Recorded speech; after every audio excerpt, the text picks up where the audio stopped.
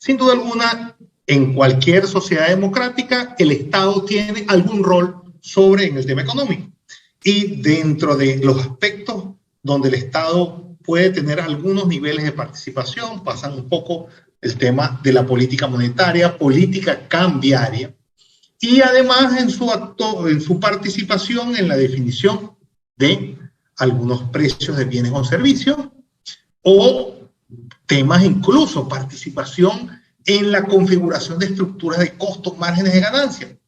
¿En qué medida en las sociedades democráticas un Estado se permite esa participación? Las opciones constitucionales, las opciones legislativas han sido muy variadas a nivel mundial, pero queremos analizar un fenómeno específico, la situación de Venezuela, en un lapso específico entre el año 2000 y el año 2020, y tenemos un trabajo detallado, minucioso por parte del profesor José Ignacio Hernández, quien además pone foco no solo en lo que nos dice el derecho, sino además nos muestra que al lado de lo que dice el derecho están pasando cosas que como que el derecho no está viendo, como que la regulación y la acción estatal está mirando en otra dirección. Y eso genera unas distorsiones y unas problemáticas adicionales. De eso es la conversación de hoy. Y presentar al profesor José Ignacio, que además ha sido uno de estos invitados frecuentes en nuestra cátedra de Brujería. Está además haciendo es un investigador de la Kennedy School en la Universidad de Harvard, y es profesor además de la Universidad Católica, de la Universidad Andrés Bello, de la Universidad Central y de otras tantas universidades donde es profesor invitado. Antes de darle la palabra al profesor José Ignacio, recuerden que nos estamos viendo por aquí por Zoom, pero también algunos los saludamos en nuestro canal de YouTube. Es un buen momento para colocar me gusta, y si eres de esos pocos que no nos siguen, activa la campanita. Pero puede ser que estés conectándote desde LinkedIn en este momento o desde Facebook. En todos los escenarios, tus preguntas hazlas por escrito y nuestro equipo se la hará llegar al profesor José Ignacio. José Ignacio, bienvenido al 2022 del Aula Brujería. Feliz Navidad, feliz año, Día de Reyes y todo lo que nos queda por delante. Te pedimos que actives tu audio para que inicies tu conversación.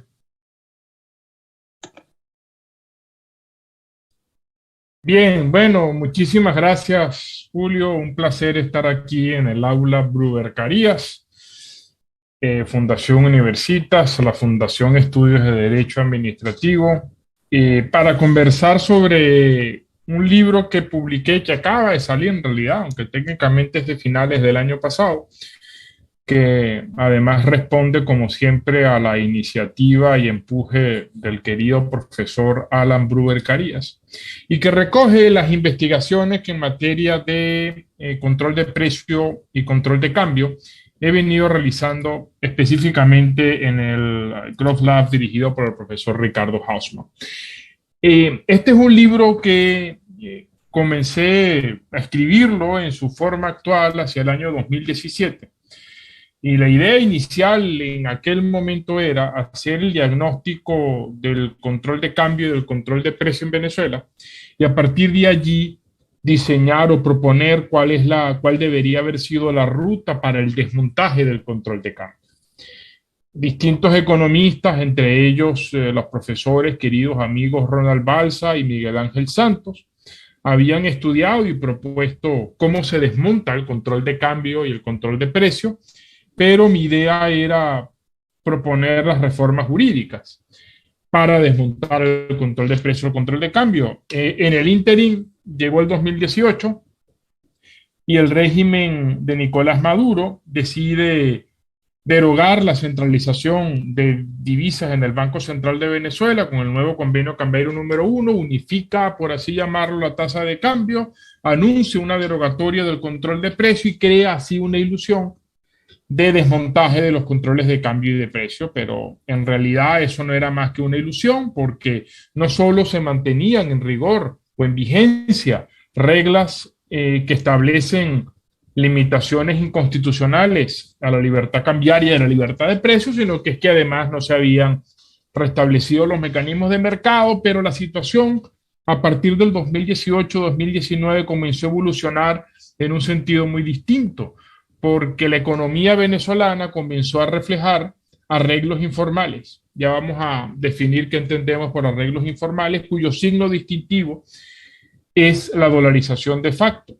Entonces, en ese contexto, ya parecía que no tenía mucho sentido estudiar jurídicamente cómo desmontar los controles de cambio y de precio, porque habían colapsado. Sin embargo, habían muchas interrogantes que desde el punto de vista jurídico había que atender. Y la principal interrogante era si en Venezuela existen condiciones para un crecimiento económico, si es posible hablar desde el punto de vista jurídico de liberalización o apertura. Es un tema que desde las ciencias económicas se ha venido debatiendo mucho, no necesariamente desde el punto de vista jurídico. Y el libro, precisamente, lo que analiza entonces, como su título lo menciona, es el auge de los controles de precio y de cambio, como los controles centralizados sobre la economía más paradigmáticos y el proceso de colapso institucional, y como yo llamo la coyuntura en la cual se encuentra Venezuela de este modelo socialista a la dolarización de facto. Sobre eso vamos a estar conversando el día de hoy. Y a mí me gusta cada vez que converso sobre esto comenzar con un gráfico bastante ilustrativo. Este es el PIB per cápita en Venezuela en dólares de Estados Unidos, precio corriente según el Fondo Monetario Internacional. Y lo que podemos ver aquí es el colapso monumental del Producto Interno Bruto en Venezuela. Este es un colapso que comienza a ser evidente para el año, sobre todo 2012. Solo es comparable, como bien explica el profesor Ricardo Hausmann, con países que han atravesado guerras, como por ejemplo sucedió con la Guerra Civil Española o la Alemania durante la Segunda Guerra Mundial. ¿Cómo Venezuela llegó a este colapso?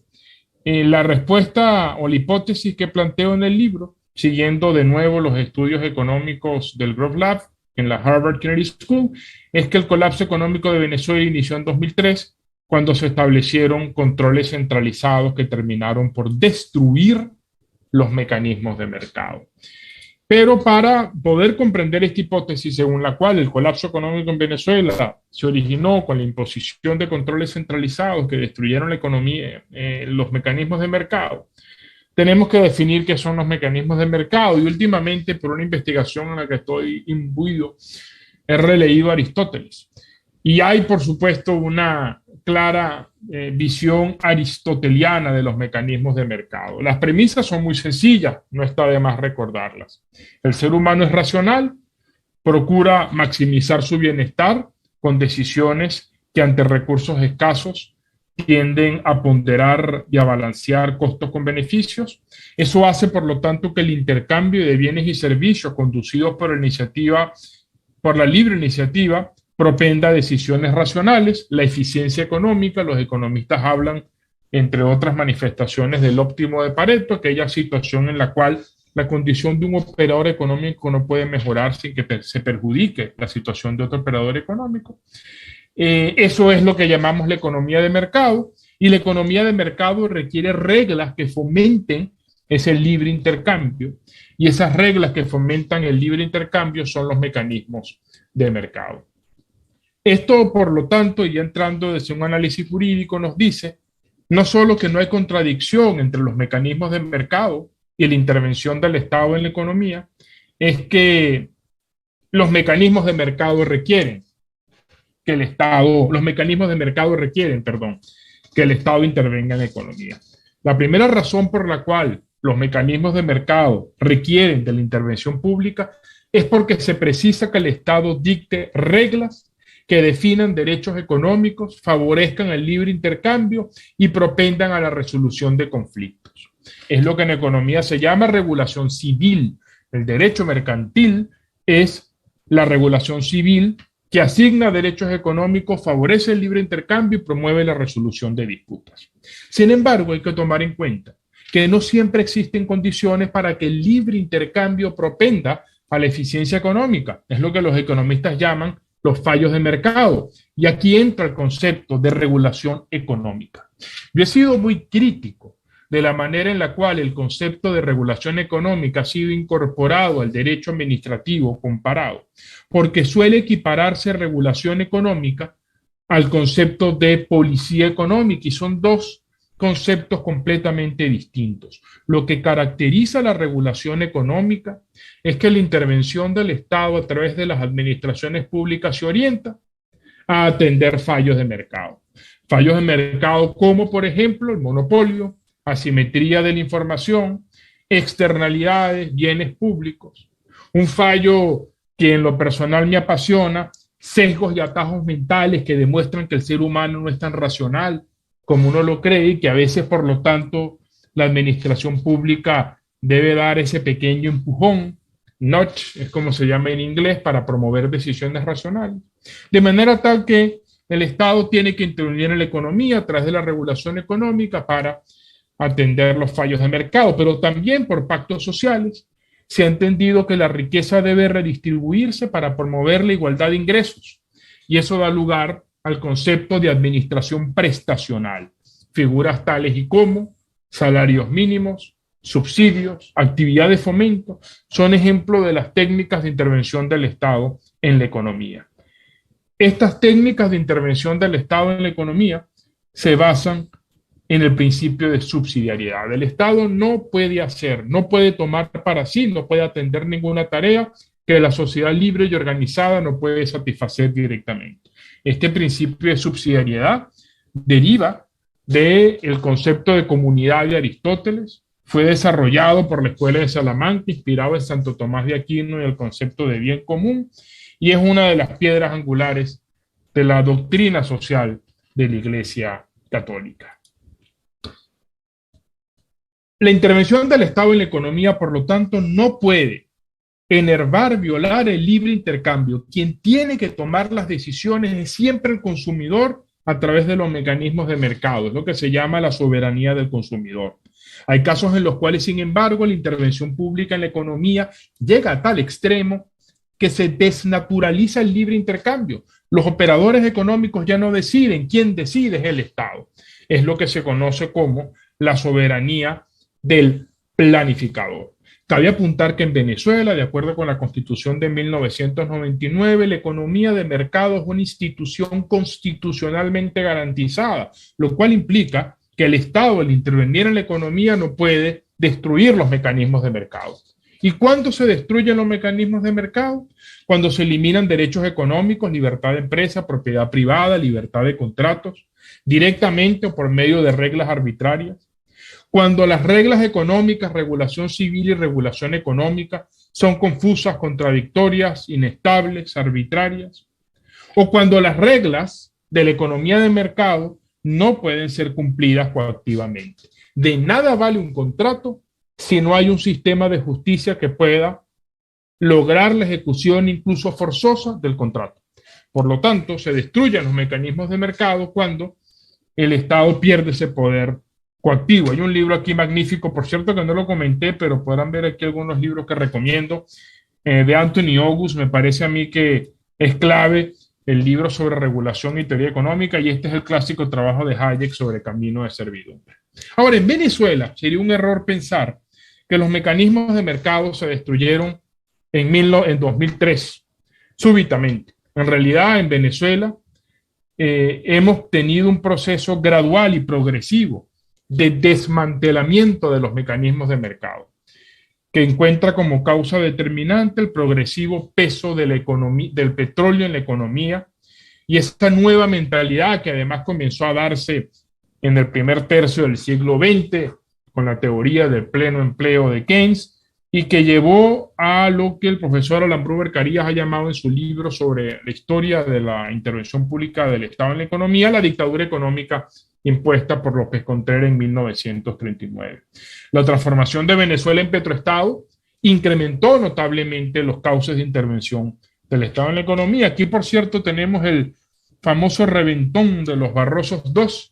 En diciembre de este año se cumple un siglo del reventón, lo cual siempre es una oportunidad propicia para repasar la historia del petróleo. Esto llevó entonces a la década de los 70 del siglo pasado, con la nacionalización petrolera, a considerar que la libertad económica no era un derecho fundamental. Si acaso, era un conjunto de intereses maleables por el Estado. Y así lo interpretó la doctrina, que en su momento analizó la Constitución económica e incluso las sentencias de la jurisprudencia de la Corte Suprema de Justicia. A ello hay que agregar que el mismo día en el que sale publicada la Constitución de 1961, se suspenden, como entonces se conocían, las garantías económicas, que solo se restablecen durante el segundo mandato de Carlos Andrés Pérez. Eso implica que la Constitución económica del texto fundamental de 1961 no tuvo práctica vigencia en Venezuela. Esta intervención pública en la economía, al margen de los mecanismos de mercado, basado en un paternalismo, en la distribución paternalista del petroestado, de la renta petrolera, perdón, coadyuvó al pobre desempeño de la economía venezolana, que aunado a una prolongada crisis política, llegó en la década de los 80, década de los 90, a llamar lo que el profesor Bruguerías denominó la crisis terminal del Estado de Derecho en Venezuela. Hay un magnífico libro coordinado por los profesores Ricardo Hausmann y Francisco Rodríguez, Venezuela antes de Chávez, que da idea de cómo el crecimiento económico, la economía venezolana tenía un muy pobre desempeño. Y bueno, la recurrente crisis política y económica favoreció a que en diciembre de 1998 los venezolanos eligieran a un outsider, un líder autoritario populista, para aniquilar el sistema y comenzar desde cero. Y en efecto, eso fue lo que se hizo, pero no se aniquiló el sistema, se aniquiló el Estado, más allá del Estado de Derecho, como vamos a ver. La destrucción de los mecanismos de mercado en una cronología mínima entre 1999 y 2012, es decir, los gobiernos de Hugo Chávez, tienen varios hitos que conviene repasar. Todo comenzó con el proceso constituyente de 1999, que debilita el Estado de Derecho, debilita la autonomía del Poder Judicial, concentra funciones en la Presidencia de la República. Ese poder reforzado de la Presidencia de la República facilitó que Hugo Chávez en 2003, como reacción política a los eventos políticos y económicos del 2002, estableciera controles de cambio y controles de precio, que como era evidente en el control de cambio, resultaba violatorio de la Constitución de 1999.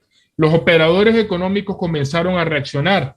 Antes señalaba que no hay mecanismos de mercado si no hay mecanismos de resolución de disputas. Tiene que haber un poder judicial que garantice los derechos económicos. Y los operadores económicos acudieron a ese poder judicial, particularmente el caso de la Corte Primera de lo Contencioso Administrativo, que controlaba las medidas de la administración económica de los órganos desconcentrados o descentralizados de la Administración Pública Nacional. Allí Chávez se dio cuenta que para avanzar en su modelo tenía que terminar de aniquilar la autonomía del Poder Judicial. Se interviene por vía de policía la Corte Primera de lo Contencioso Administrativo y se interviene vía reforma legislativa el Tribunal Supremo de Justicia en el año 2004. Y en agosto de ese año, la Sala Constitucional dicta una sentencia que, cambiando sus precedentes, concluye que en Venezuela es constitucional la destrucción de los mecanismos de mercado por lo que respecta al control centralizado de cambio. Con ello se avanzó aceleradamente en controles centralizados sobre la importación, producción, distribución, comercialización de bienes y servicios. A ello se le acompañó la inconstitucional política de expropiaciones ilegítimas y la criminalización del sector privado en el marco de una suerte de monopolio en las importaciones, porque el Estado comenzó a acaparar el monopolio para aumentar la dependencia del sector privado. Las importaciones, perdón, comenzó a acaparar las importaciones para aumentar la dependencia del sector privado a las políticas del modelo socialista. Los efectos de la destrucción de los mecanismos de mercado entre el año 2003 y el año 2012 fueron silenciados, como explica el profesor Miguel Ángel Santos, aquí hay 3 gráficas, por el boom petrolero y de consumo. El boom petrolero fue un boom de precios, porque la producción petrolera cayó, a decir verdad, pero el auge de los precios hizo que los ingresos petroleros aumentaran notablemente.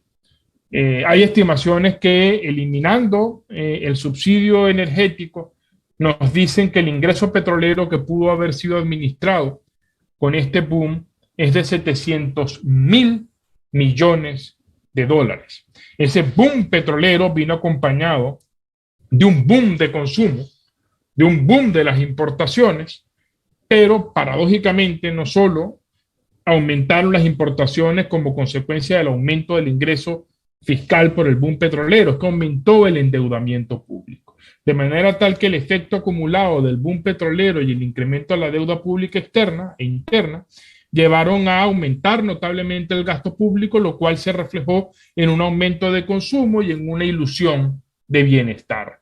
Pero esa ilusión no era más que eso, era una mera ilusión, porque tras ese boom de consumo, reparto clientelar de la renta petrolera, subyacía la realidad que era la destrucción de los mecanismos de mercado.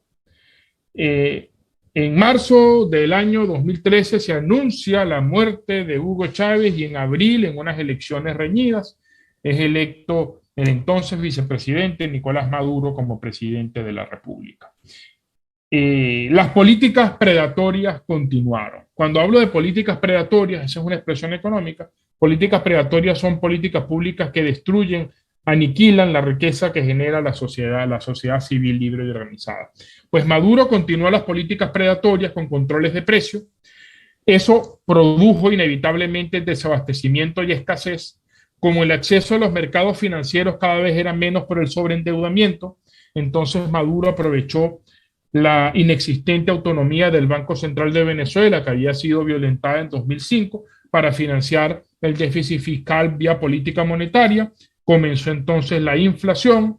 Para 2014 era evidente la crisis de la deuda pública y allí Maduro toma la decisión de mantener el servicio a la deuda pública, pero como ya no habían divisas, porque la producción petrolera estaba colapsando como resultado de la politización de PDVSA, entonces Maduro toma como decisión el recorte masivo de las importaciones para poder utilizar esas divisas para el pago de deuda. Ese recorte masivo de las importaciones redujo significativamente la oferta de bienes que no pudo ser suplida por el mercado local.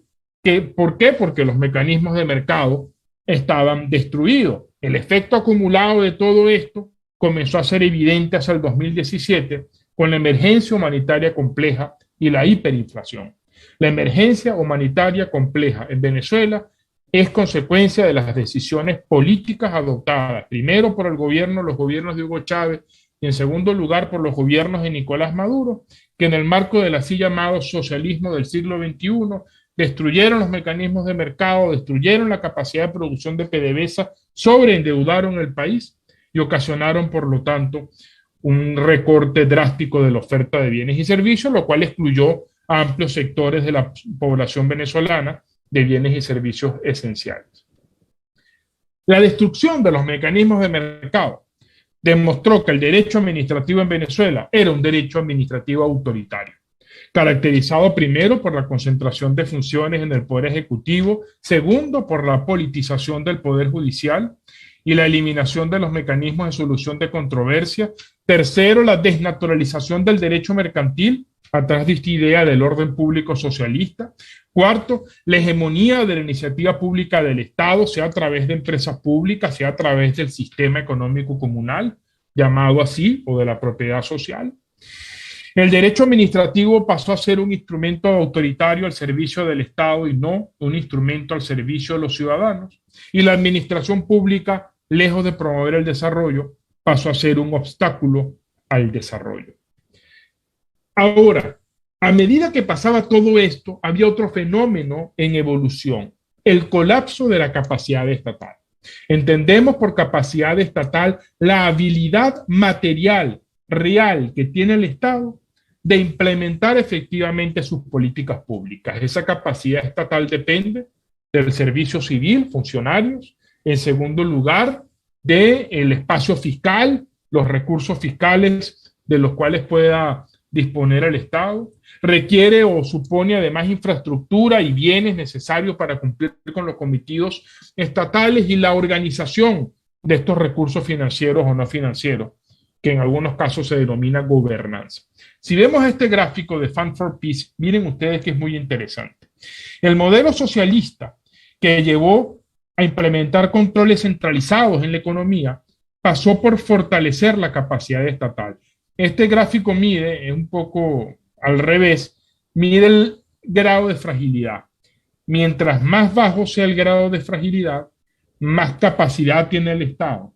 Mientras más alto sea el grado de fragilidad, menos capacidad tiene el Estado.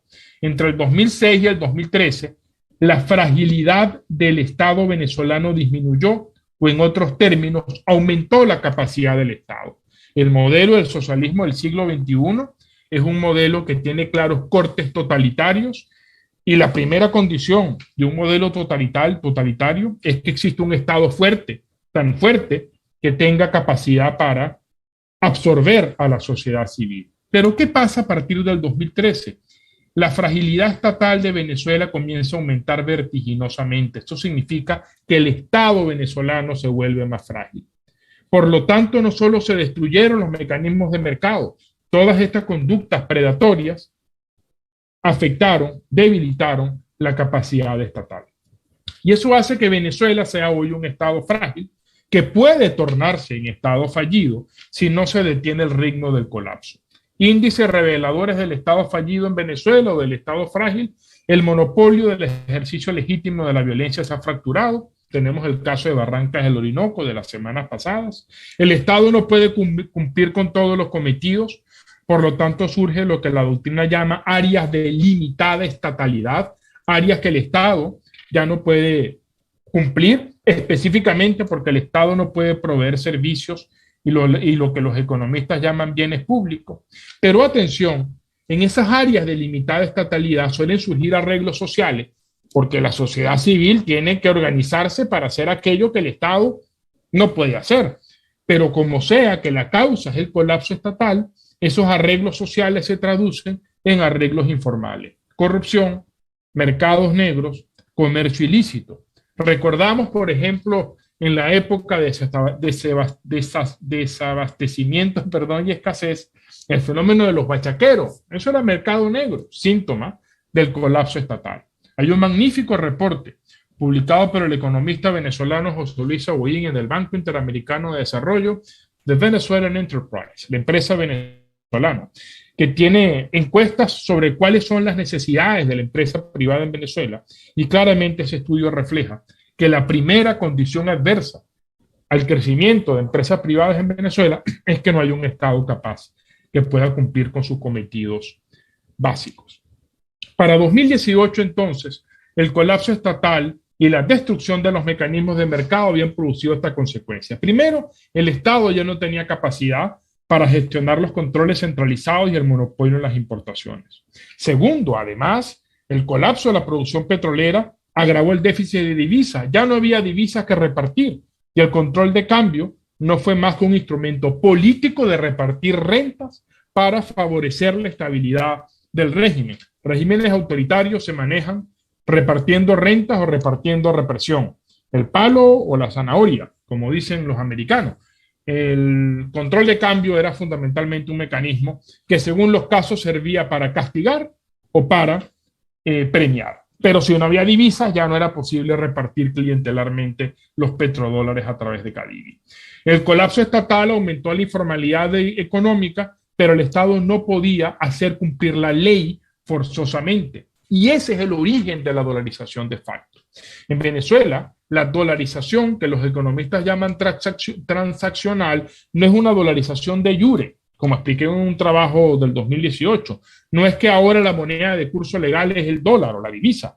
La moneda de curso legal sigue siendo de jure el bolívar, pero como el Estado perdió la capacidad de implementar coactivamente incluso su política monetaria y las normas coactivas del Banco Central de Venezuela, y el bolívar perdió todo atributo de moneda como consecuencia de la hiperinflación, apareció un área de limitada estatalidad, la política monetaria, y la sociedad civil se organizó y reaccionó para suplir aquello que el Estado no podía atender, y entonces surge la dolarización de facto, que no es más que la transacción de bienes y servicios en divisas aun cuando en el aspecto formal de jure, la moneda de curso legal sigue siendo el bolívar. Esto llevó entonces en 2018 a dictar un nuevo convenio cambiario número 1 que eliminó la centralización del mercado de divisas en el Banco Central de Venezuela y se anunció la supuesta derogatoria de la ley de régimen cambiario y sus ilícitos. Y aquí entonces viene la gran discusión. En 2018 el gobierno decidió eliminar el monopolio del mercado de divisas en el Banco Central de Venezuela, la centralización del mercado de divisas. ¿Fue una decisión tomada por el gobierno o simplemente fue la certificación de que el control de cambio ya había colapsado por el colapso del Estado? En el libro sostengo que fue lo segundo. No es que en 2018 el entonces gobierno de Maduro se dio cuenta que el control de cambio era un error y dijo que había que desmontar el control de cambio y restablecer los mecanismos de mercado y la libertad cambiaria. Olvidémonos de eso. Lo que pasó fue que el control de cambio había colapsado, ya no habían divisas que repartir, ya no había capacidad estatal para implementar coactivamente la centralización cambiaria, la dolarización de facto estaba creciendo y el gobierno decidió claudicar frente a esa realidad y constató o declaró en una suerte de decisión mero declarativa el colapso del control de cambio a través del nuevo convenio cambiario número 1. Algo similar pasó con el control de precios, con una supuesta derogatoria parcial de ciertas normas de control de precios y su sustitución por los así llamados precios acordados. Pero en la práctica lo que pasó es que el Estado había perdido capacidad para hacer cumplir el control centralizado de precios justos y como consecuencia de ello los bienes y servicios comenzaron a ser transados, no solo en divisas, en dólares, sino a precios superiores a los precios justos. De nuevo, la tesis que desarrollamos en el libro es que en 2018 no se desmontaron los controles de precio y de cambio, colapsaron los controles de precio y de cambio y el gobierno fue incapaz de hacer nada para prevenir ese colapso. Dato importante, todo esto sucedió antes de las sanciones económicas impuestas por Estados Unidos que comenzaron formalmente en enero del año 2019 con la sanción a PDVSA. Esto es importante tomarlo en cuenta porque no hay evidencia para sostener que la causa de este colapso son las sanciones impuestas por el gobierno de Estados Unidos. Este colapso incluso es muy anterior al 2018 y en nuestra opinión, como desarrollamos en el libro, en 2018 se certificó la muerte, el colapso de los controles de cambio y de precio. De manera tal que los controles de cambio y de precio colapsaron, pero no se restablecieron los mecanismos de mercado. En Venezuela no hay reglas jurídicas que faciliten el ejercicio de la libertad cambiaria y la libertad de precio. De hecho, se mantienen reglas jurídicas que destruyen la economía de mercado. La ley de precios justos sigue en vigor. Las leyes que criminalizan al sector privado siguen en vigor. Lo que pasó entonces fue que, debido al colapso estatal, el Estado ya no pudo utilizar la administración pública para implementar coactivamente y de manera general esos controles. Pero atención, un Estado frágil no significa un Estado sin capacidad. El Estado venezolano mantiene capacidad para implementar coactivamente los controles centralizados cuando convenga.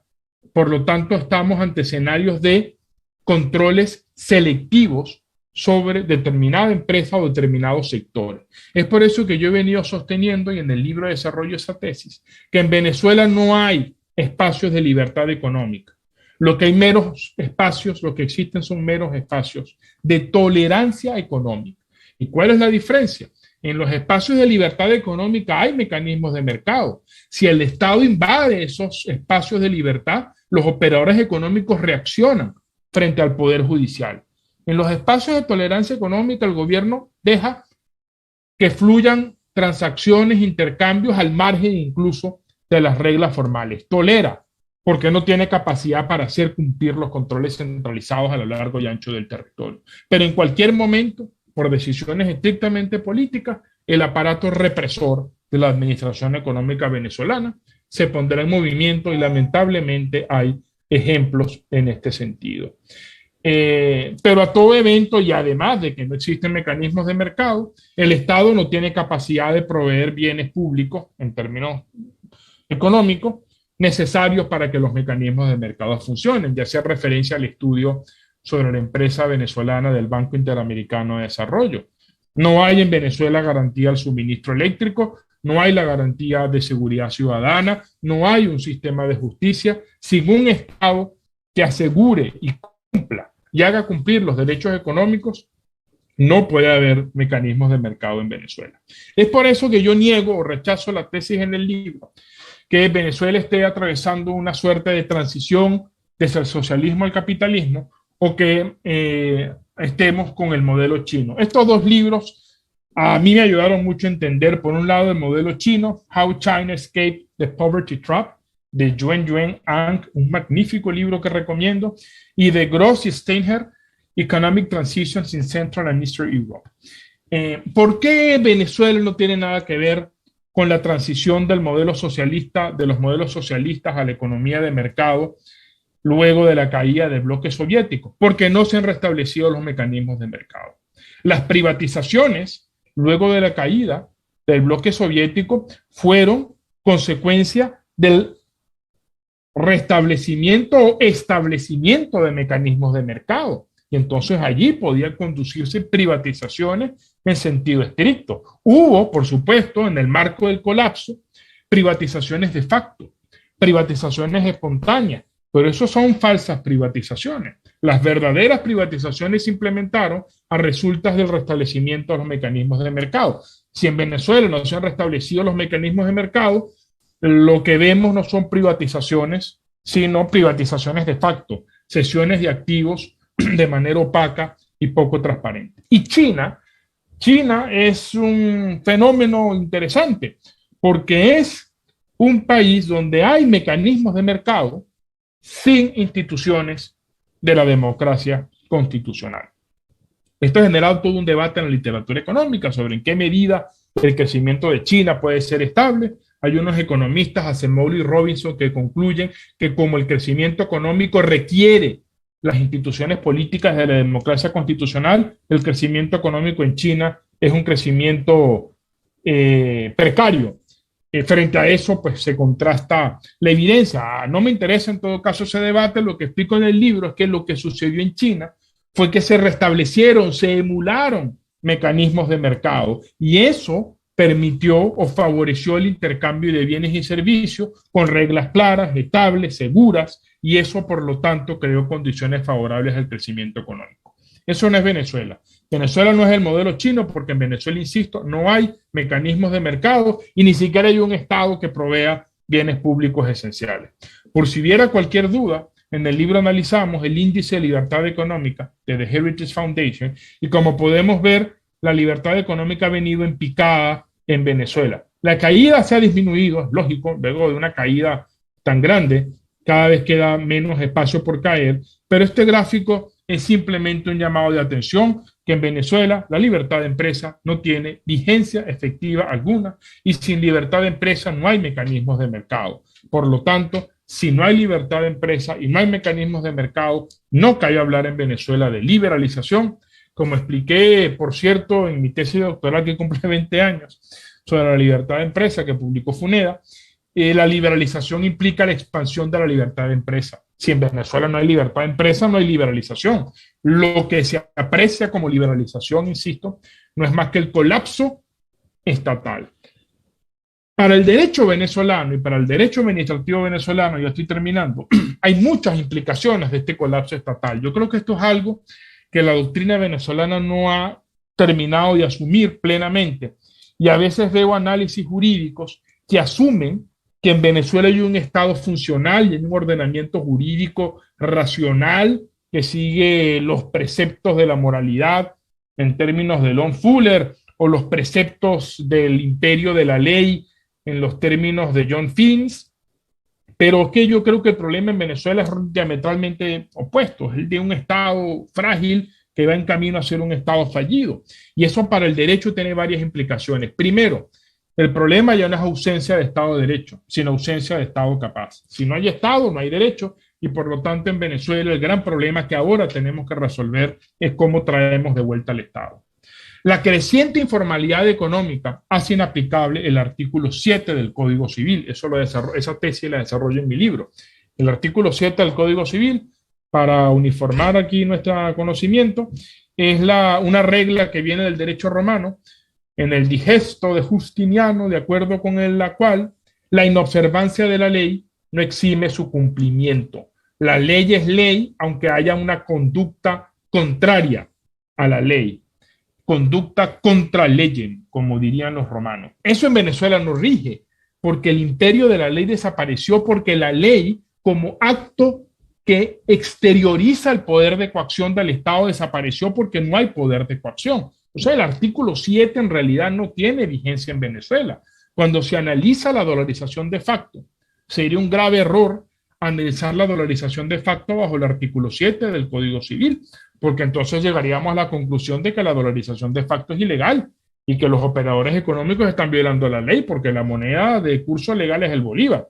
Lo que sucede es que esa conclusión asume que la ley tiene imperio efectivo, porque hay un ordenamiento jurídico racional y hay un Estado que hace cumplir la ley. En Venezuela ya no hay un Estado que haga cumplir la ley y por lo tanto el artículo 7 del Código Civil es inaplicable.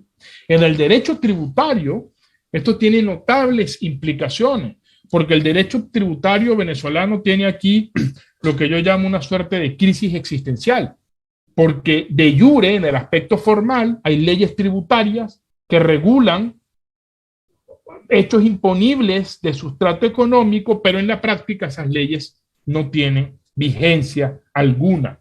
Y ese choque entre el ámbito de jure, que no puede aplicarse, y el ámbito de facto, lo vemos con la reciente ley de notarías y registros, que ha sido muy criticada, por ejemplo, por la Asociación Venezolana de Derecho Tributario. Yo respaldo todas las críticas, pero para mí el problema de fondo es que esa es una ley que exterioriza el colapso estatal y por lo tanto trata de implementar arreglos informales para recaudar tributariamente por vías informales aquello que no puede recaudarse por mecanismos formales porque no hay capacidad estatal para ello.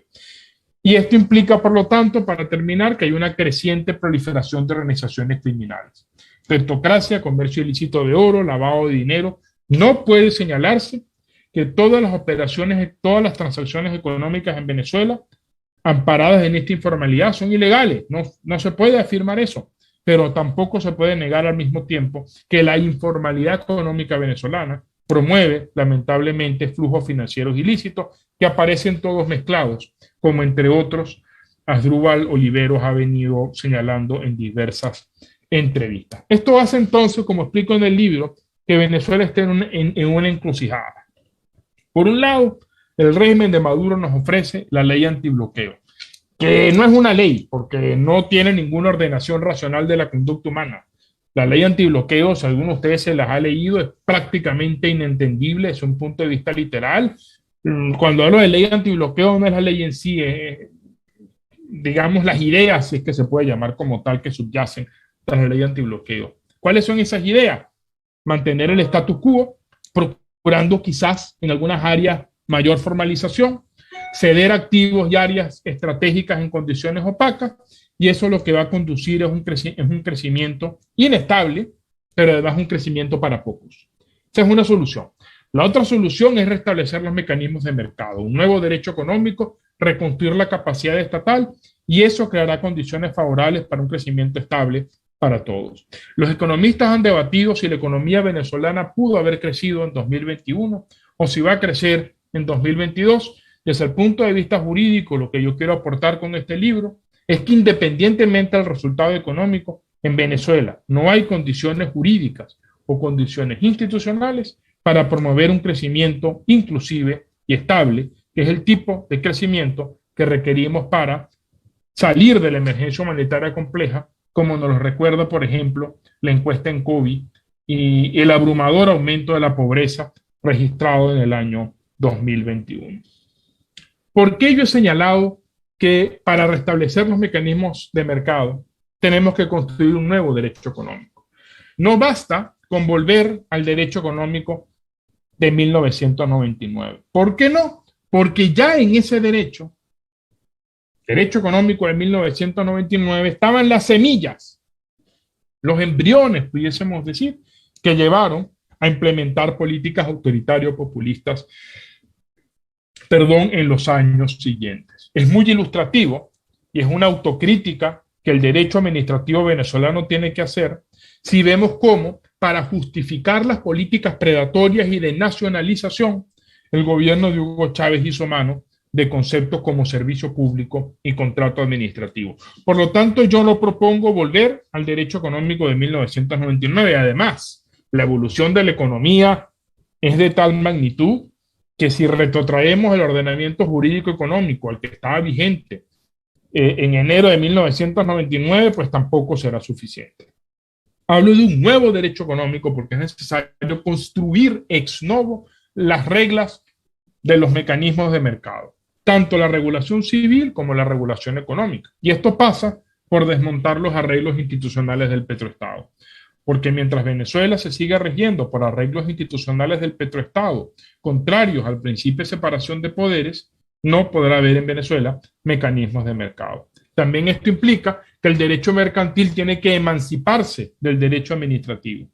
Yo he venido utilizando la frase de la doctrina española según la cual el derecho mercantil venezolano fue raptado por el derecho administrativo. Esta es otra autocrítica que el derecho administrativo venezolano creo debe hacer, y sobre ello, por cierto, he vuelto recientemente en el marco de los homenajes al querido y recordado profesor Alfredo Morles Hernández, con quien tuve el gran gusto de conversar sobre esta idea de emancipar el derecho mercantil del derecho administrativo. La relación entre el derecho mercantil y el derecho administrativo venezolano tiene que repensarse a través del principio de subsidiariedad.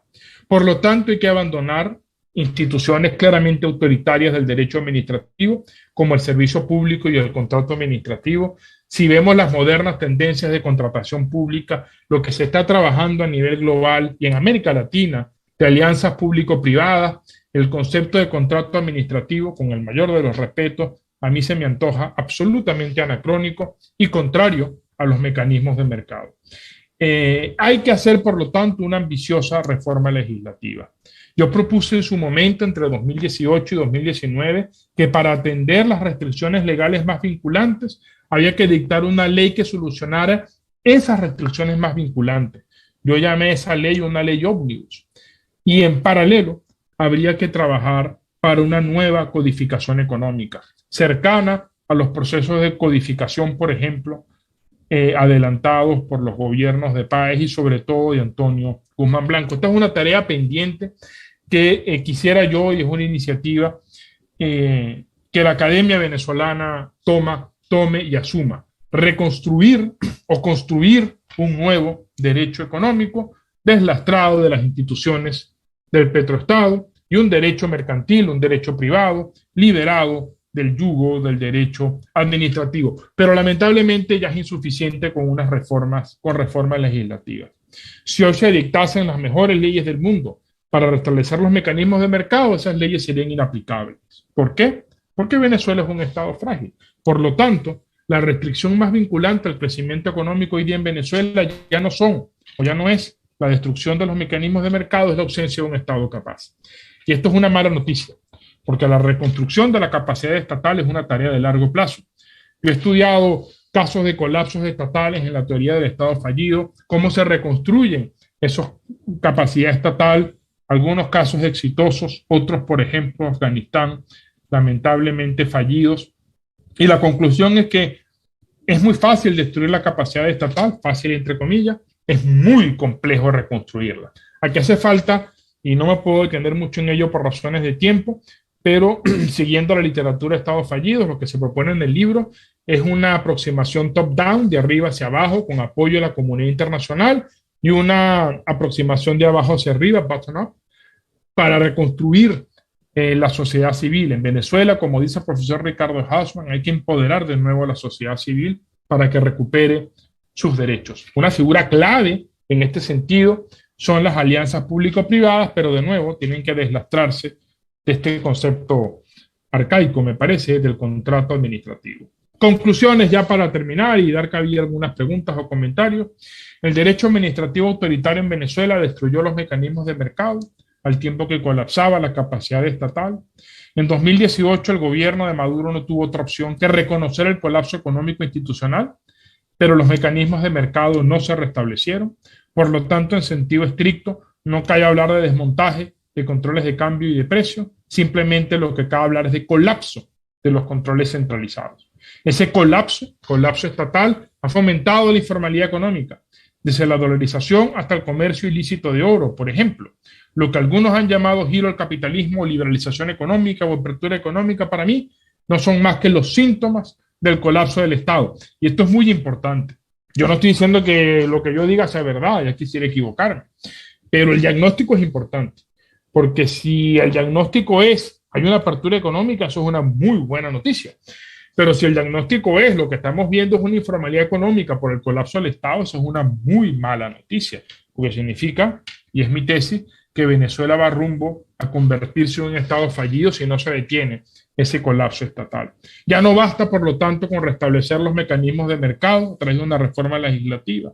Hay que reconstruir la capacidad estatal y todo ello requiere avanzar hacia un nuevo derecho económico en Venezuela y también hacia un nuevo derecho administrativo y económico, que si el tiempo me lo permite, quisiera en algún momento poder resumir cuáles son, en mi opinión, los principios de ese nuevo derecho administrativo económico venezolano, sentados o asentados sobre el principio de subsidiariedad como condición necesaria para liberar al derecho mercantil que ha sido secuestrado, no ahora, sino desde hace ya varias décadas, por el derecho administrativo.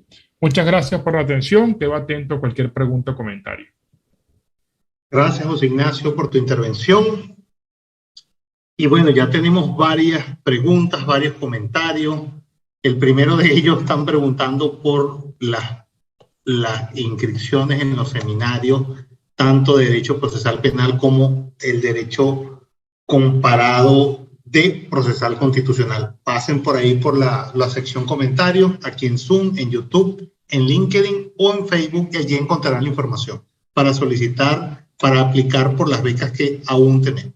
Por aquí se conecta el profesor de la Universidad Central, Ángel Serpa, y hace el siguiente comentario.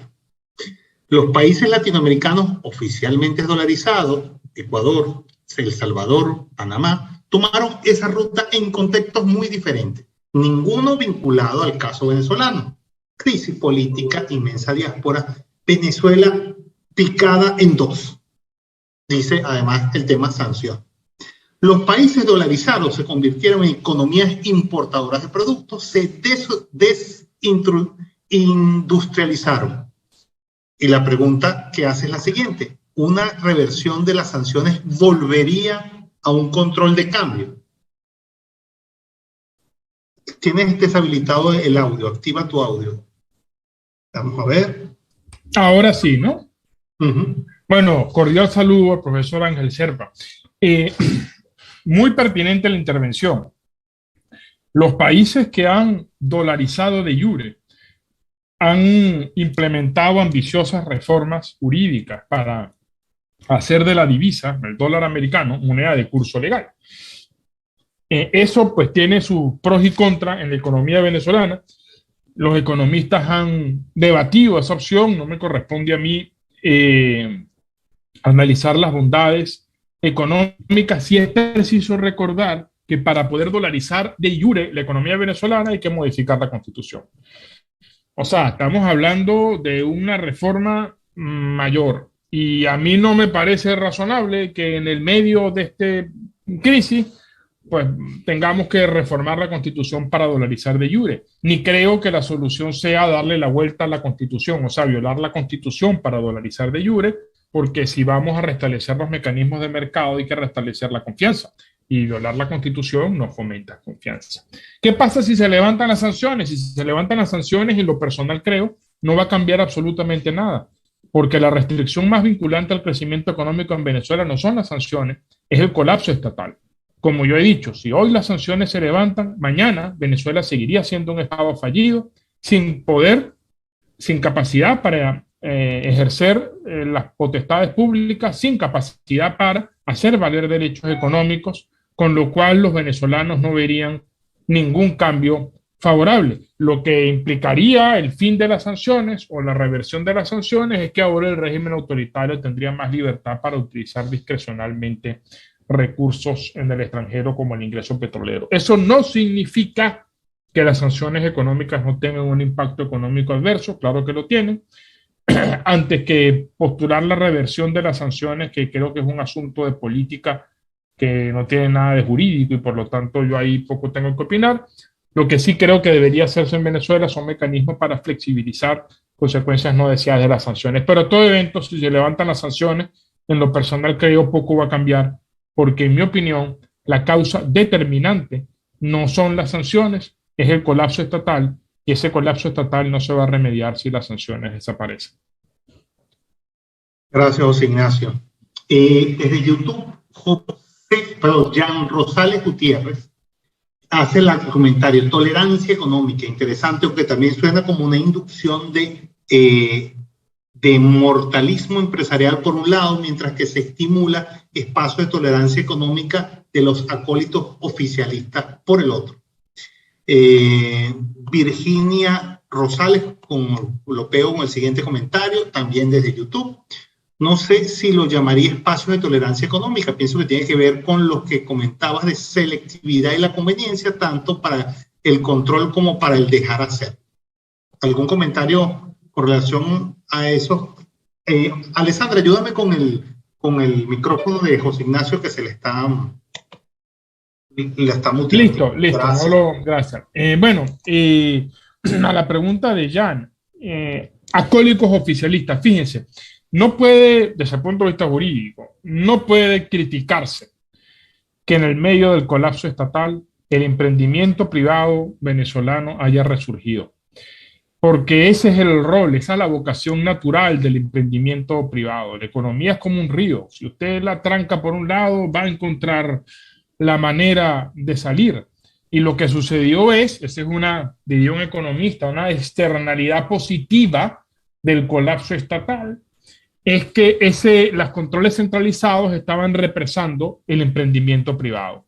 Colapsaron los controles centralizados, el Estado ya no impone controles centralizados y entonces los emprendimientos que estaban represados han comenzado a florecer. Eso significa que la semilla de la empresa privada venezolana, el gran sobreviviente del desastre del socialismo del siglo XXI, pues está allí presente. En eso no hay nada criticable. Yo no creo que el emprendimiento privado que esté surgiendo tras las ruinas del Estado colapsado sea un acólico oficialista, ni nada que ver. Hay, por supuesto, casos de emprendimientos que se asocian a la pervasiva cleptocracia, tráfico ilícito de oro, tráfico financieros ilícitos, lavado de dinero. Eso está presente, lamentablemente.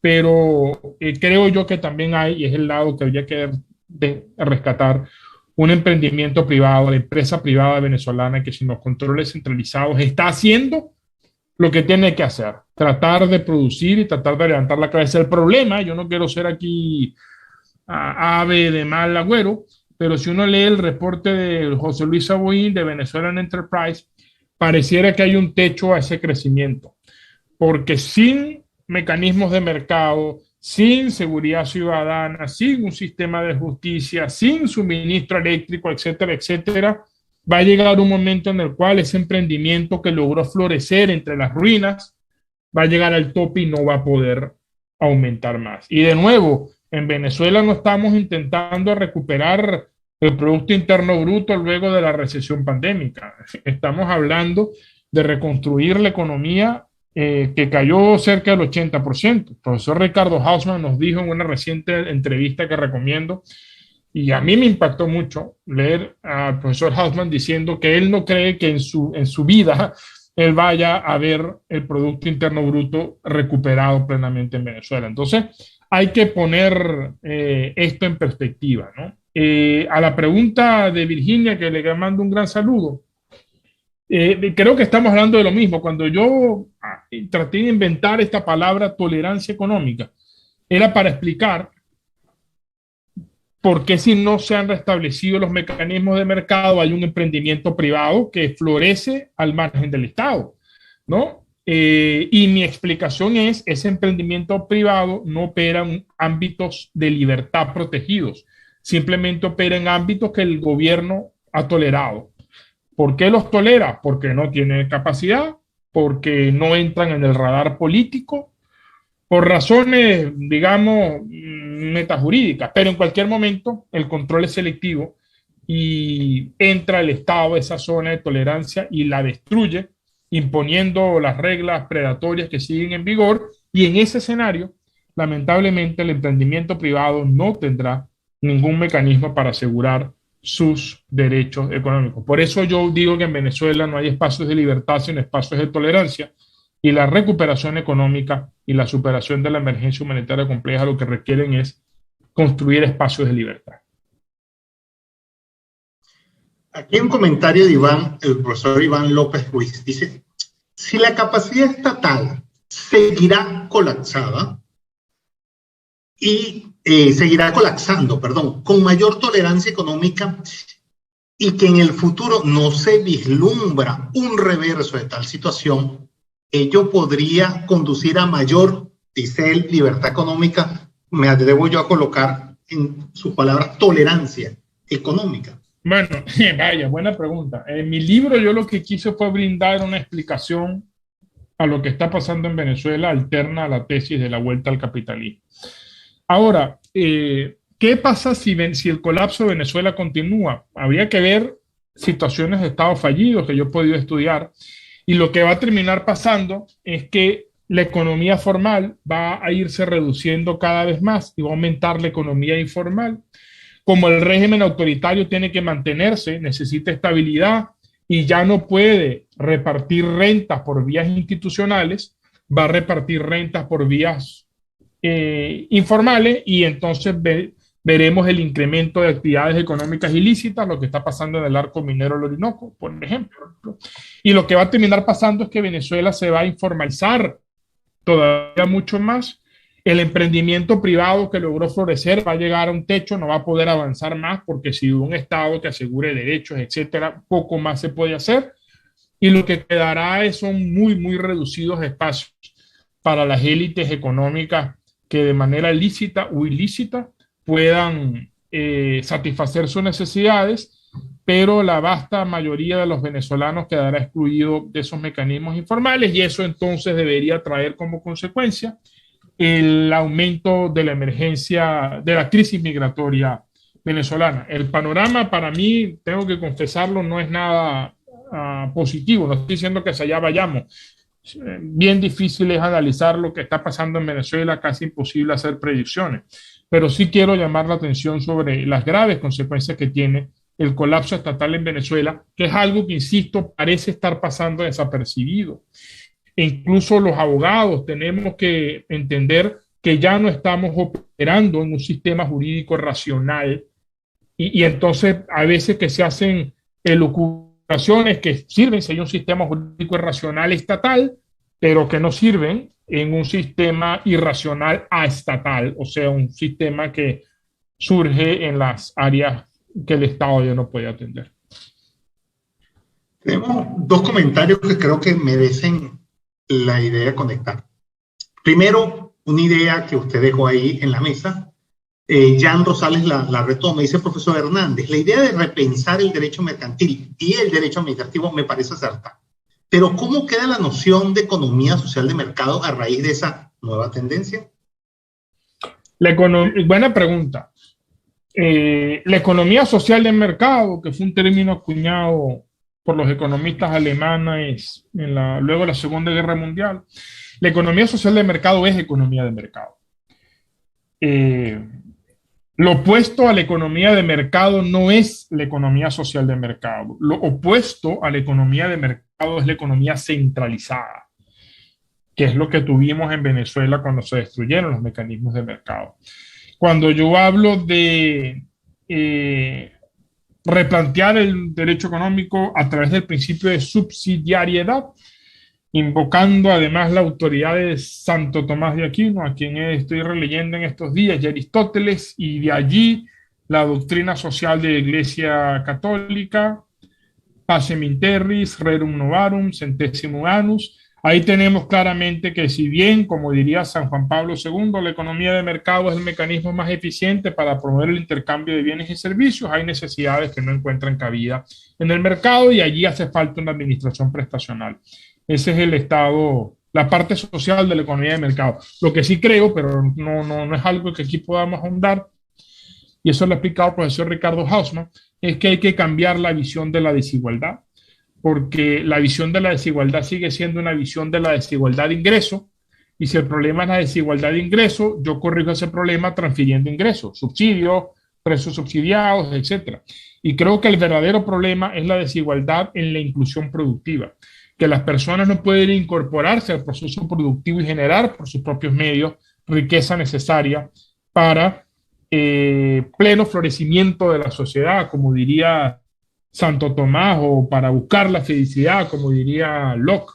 Entonces creo que hay que cambiar el componente social de la economía social de mercado en Venezuela, de una desigualdad puramente de ingreso a una desigualdad en la producción, y hacer, por lo tanto, que el desarrollo pivote en torno a la dignidad humana, de acuerdo con el concepto de desarrollo del Premio Nobel de Economía Amartya Sen. Manuel Oropeza Olivo hace un comentario interesante. Se ha mencionado que el daño causado es por el derecho administrativo. No sé si es el derecho o el uso que de este han hecho algunos detentadores del poder. Esta es muy buena pregunta, y definitivamente es el abuso del derecho administrativo venezolano. Sin embargo, como dice un muy buen amigo mío que lanza una frase y siempre, sin embargo, hay que reconocer, y esta es una autocrítica, que el derecho administrativo venezolano tenía instituciones autoritarias que facilitaron la implementación de los controles centralizados. No fue Hugo Chávez el que inventó el control de cambio. Eso viene de 1939. No fue Hugo Chávez el que inventó el control de precios. Está el magnífico libro del profesor Pedro Palma sobre controles de cambio. El magnífico libro de Anabel y Carlos sobre controles de precios.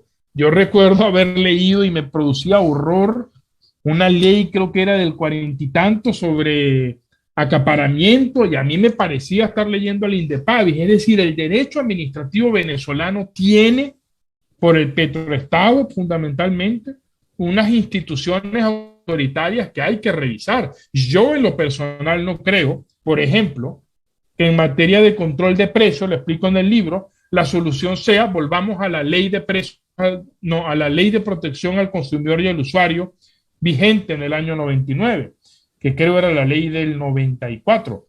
Creo que esa no es la solución, porque la ley de protección al consumidor y al usuario, que estaba en vigor para 1999 y que arranca de una legislación de los 70, tenía técnicas inconstitucionales de control de precios. Entonces creo que lo que sucedió en Venezuela, la destrucción de los mecanismos de mercado, se debe al abuso de las instituciones del derecho administrativo. Sin embargo, el derecho administrativo venezolano tiene instituciones autoritarias que hay que desplazar, erradicar definitivamente. Los venezolanos no podemos volver a pasar por esta tragedia humanitaria, y eso implica un nuevo derecho administrativo al servicio del ciudadano, y no con estas instituciones claramente autoritarias, como por ejemplo el servicio público y el contrato administrativo.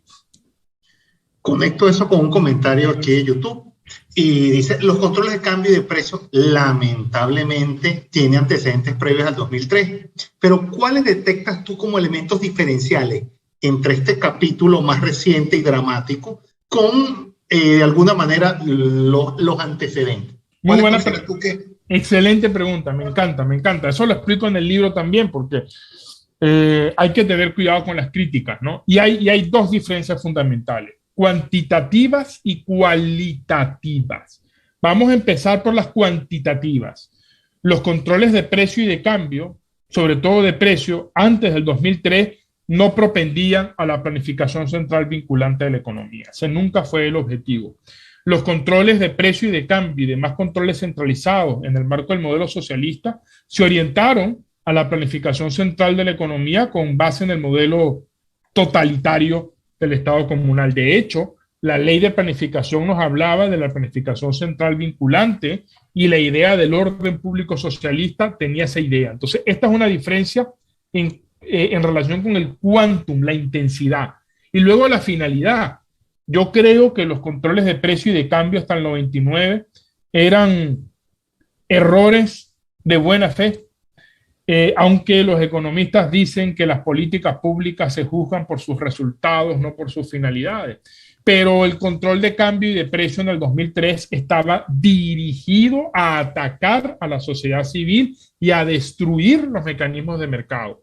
Recordemos que estos controles se imponen en enero del 2003 como reacción al paro petrolero y reacción al golpe de abril que según la narrativa chavista la dio la cúpula empresarial. Por lo tanto, esos controles fueron técnicas dirigidas a atacar al sector privado empresarial y ese ataque fue efectivo, tan efectivo fue que se destruyó la economía de mercado. Entonces, si bien son las mismas técnicas que arrancan en 1939, en términos cuantitativos y cualitativos estamos, sin embargo, en categorías que hay que diferenciar. Sabemos que estamos terminando, sabemos que tienes una clase ahorita a las 7. Aquí hay otro comentario. Por necesidad, no por convicción, el régimen o ha desregulado ciertos sectores o desaplica regulaciones, tapa sus ojos, cierra sus ojos. Incluso hay una disminución del peso relativo de los programas sociales. Todo esto en un contexto donde el derecho no está de moda. Si no estamos en una transición económica, ¿en qué escenario la etiqueta podemos colocarla? Claro, excelente pregunta. Y aclaro, sí estamos en una transición, pero no en una transición hacia el capitalismo, liberalización, apertura de economía de mercado. Estamos en una transición hacia el Estado fallido. Y esa es la transición que hay que detener en Venezuela.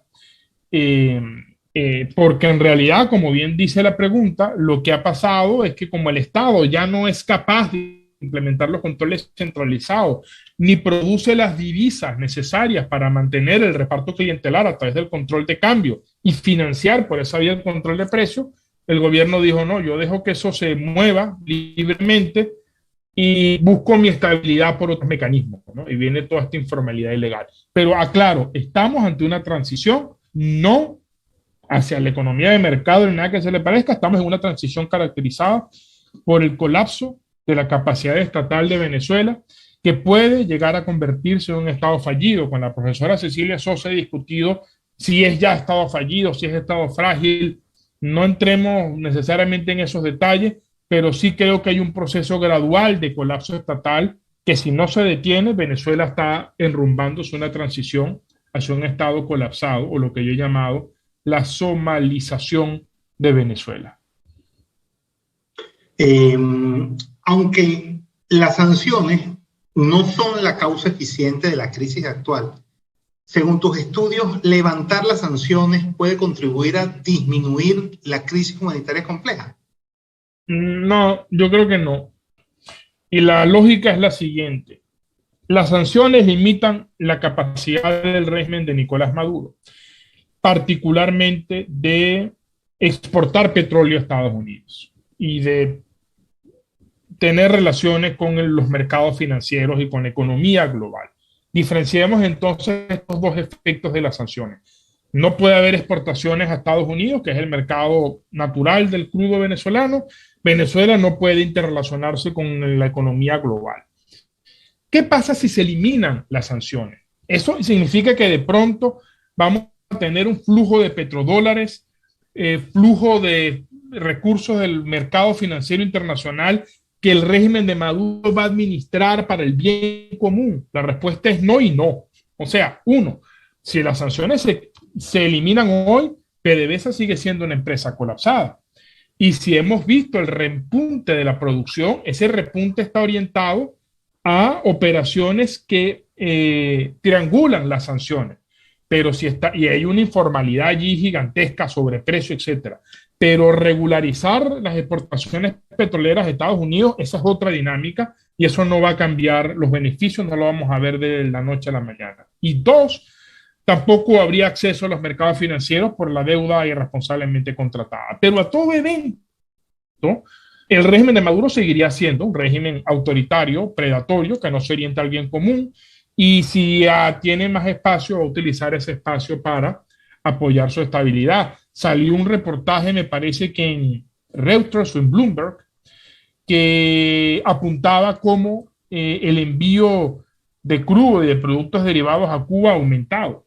Bueno, ese es un ejemplo de que si se eliminan las sanciones, el régimen de Maduro no va necesariamente a tener más capacidad para atender la emergencia humanitaria compleja. Yo sí creo que lo que hace falta en Venezuela, en el marco del derecho internacional humanitario, es flexibilizar las sanciones en el marco de los lineamientos humanitarios que la OFAC publicó en 2019 y permitir operaciones humanitarias tan sencillas como productos médicos para la pandemia, por ejemplo, o tan complejas, pero que es posible diseñarlas, de exportaciones petroleras con fines humanitarios. Creo, por lo tanto, en resumen, que antes que pensar en el levantamiento de sanciones, que además es un poco inútil, porque eso no depende de uno, eso es un objetivo de la política de Estados Unidos, que en estos momentos, año electoral, lo veo un poco complejo, sí creo que hay más posibilidad de trabajar sobre la flexibilización de las sanciones con fines humanitarios, pero eso tendría, claro, fines paliativos. La ayuda humanitaria, los fines humanitarios es paliativo, es como el enfermo que tiene un dolor porque se fracturó la pierna y le da un analgésico. El analgésico es paliativo, pero no va a curar la pierna. La ayuda humanitaria, la flexibilización humanitaria es paliativa, pero no va a curar la causa raíz del problema, que requiere, ya lo dije, reconstruir la capacidad estatal y restablecer los mecanismos de mercado. José Ignacio, aquí hay un comentario que no puedo dejarlo pasar. Lo hace Virginia Rosales y dice: es que me parece un milagro que la economía siga funcionando en Venezuela, con la debilidad del marco institucional y legal que existe allí. Es verdad, es un milagro. José Ignacio, una reflexión final, 6:55, sabemos que tienes clase. Una reflexión final que nos regale para un sabor de boca para despedir la audiencia. Yo daría una invitación a la comunidad académica venezolana, a los juristas, abogados, investigadores, estudiosos, a los economistas también, a mirar con objetividad los hechos de lo que está pasando en Venezuela y tomar en cuenta las consecuencias del colapso económico, resultado del colapso estatal y de la ausencia de los mecanismos de mercado. Creo que esa es la narrativa en la que hay que trabajar y a partir de allí proponer soluciones incrementales. Pero lo que no creo que tenga sentido es seguir operando jurídicamente como que si en Venezuela hubiese un Estado, como que hubiese imperio efectivo de la ley. Eso no significa que la Constitución no tiene vigencia. En estos días Venezuela peleaba porque no dijo, no, la Constitución no existe. No, claro que existe. Las leyes, claro que están en vigor. Lo que pasa es que hay una realidad que se impone, que hace inaplicable el artículo 7, y la idea es cómo diseñamos un proceso en reverso que permita reducir esa brecha de capacidad estatal y reconstruir la capacidad estatal, y eso tiene que empezar por la reconstrucción de la capacidad de la sociedad civil, y no hay que esperar transiciones, cambios. Eso es algo que los venezolanos deberíamos empezar a hacer ya mismo. Muchísimas gracias de nuevo por la invitación y seguramente nos estaremos viendo en las próximas sesiones. Gracias, José Ignacio. Y esta es la primera videoconferencia de todo el 2022. Vendrán muchas y de las diversas áreas del conocimiento que maneja Universitas. Pero recuerden que el Aula Brubecaria es un esfuerzo conjunto de la Fundación de Estudio de Derecho Administrativo, FUNEDA. Y desde aquí, por cierto, le damos un saludo a la doctora Belén Ramírez Landaeta, que este año seguramente viene con muchos proyectos para la actividad, para la Academia Venezolana. Y por supuesto también de Universitas Fundación, que en este año 2022 está contigo aún en las circunstancias más complejas. Hasta luego.